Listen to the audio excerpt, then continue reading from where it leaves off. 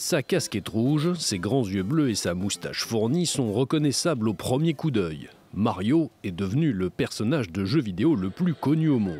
40 ans après sa première apparition dans le jeu Super Mario Bros, le plombier à la salopette rouge, amateur de champignons et d'étoiles, fait partie intégrante de la culture populaire.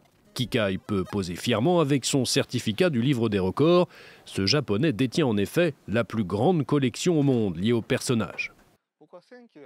Je suis né en 1985, la même année que Super Mario Bros. Mon père a acheté une Famicom et Super Mario Bros à cette époque, et je joue à Super Mario depuis aussi longtemps que je me souvienne.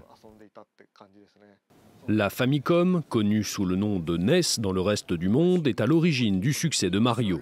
C'est sur cette console, en 1985, que le petit personnage, créé par Shigeru Miyamoto, va provoquer une révolution dans l'industrie.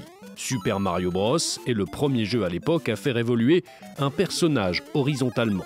Un succès mondial, 40 millions d'exemplaires vendus. Mario s'est par la suite décliné sous plusieurs versions, plusieurs consoles, toujours avec le même succès.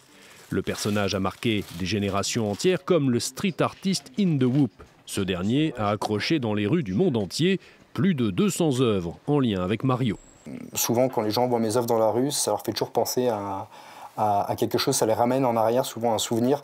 Ah, j'ai vu ce dessin animé-là, j'étais avec ma grand-mère, ah bah tiens, je lisais Spirou Magazine quand j'étais petit, etc. Donc c'est toujours pour véhiculer des messages positifs et des émotions positives. Sac à dos, montre, peluche, film ou parc à thème, Mario est un succès planétaire pour le plus grand bonheur des finances de son créateur, Nintendo.